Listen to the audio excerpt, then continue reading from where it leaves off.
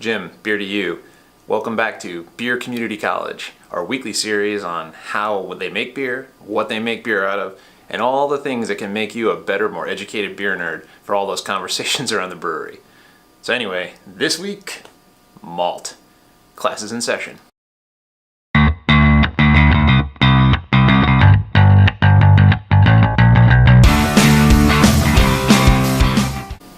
Hey there, beer geeks. You're back.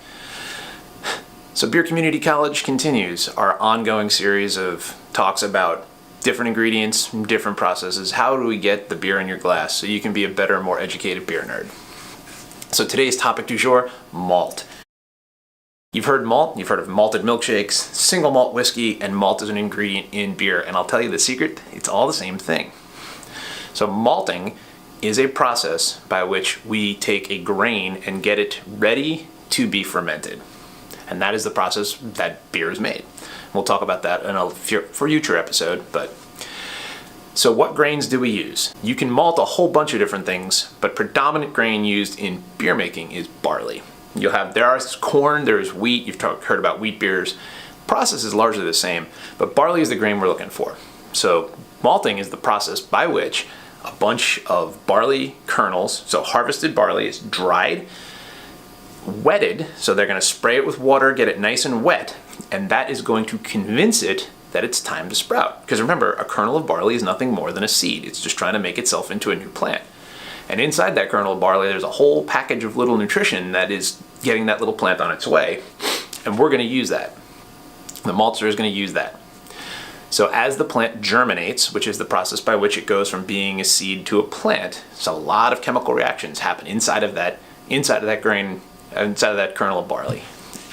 Enzymes are activated, proteins are converted to starches, and at some point we reach a desirable composition where that piece of grain can be used in the brewing process. And we hit that spot, the maltster stops the reaction, freezes it in place by using heat.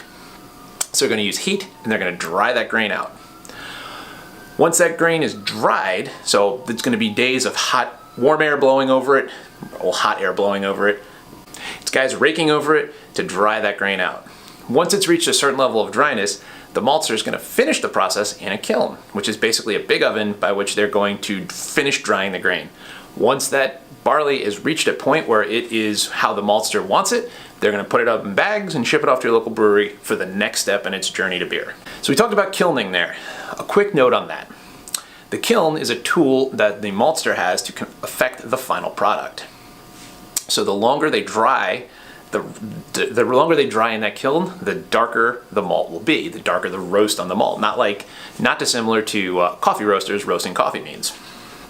So if you have a series of malts that are really darkly roasted, they'll bring a lot of rich flavor and aroma, but contrary to popular opinion, they won't make the beer stronger. There's a misconception amongst a lot of non-beer drinkers out there that the darker the beer is, the stronger it is. And while it's true, there's quite a few really strong dark beers. We just reviewed a couple of them on the channel. Feel free to check it out. Link up there.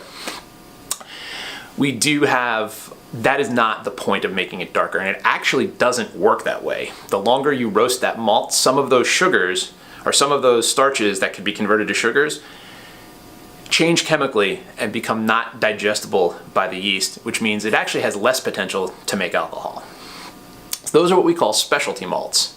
And then we have base malt, which is exactly what it sounds like. It's malt that is dried and kilned and done everything to make it as fermentable as possible. And it's usually the base of every beer, hence the name base malt. So you can make beers entirely out of base malt, but a lot of brewers will take base malt and then they'll use these different specialty malts and different blends. Some, little goes a long way to make and dial in the exact color and flavor profile they want to will make in their beer. So specialty malts and base malts, the more you know. And that's it, sports fans. That's what it is. All malt is a grain that has been wetted, convinced to sprout, and dried, and now is ready to be put through the next steps in the brewing process. So, if you enjoyed this video, please hit that subscribe button. Get the little logo floating around in the corner. You can definitely do that. We're also going to link up here to other videos in the Beer Community College series. Remember, this is just a weekly series of short videos designed to make you a more educated beer consumer and able to keep up with those super obnoxious beer nerds that you sometimes see at the brewery or bottle shop. You now have some facts and figures that you can spit back at them. Hey, if I screwed anything up, comment below. If you have anything you want us to talk about, comment below. And if there's anything else you'd like, let's keep the conversation going there. So, any questions, comments, concerns, put them in the comment section there. Otherwise, I think that's it. Class dismissed.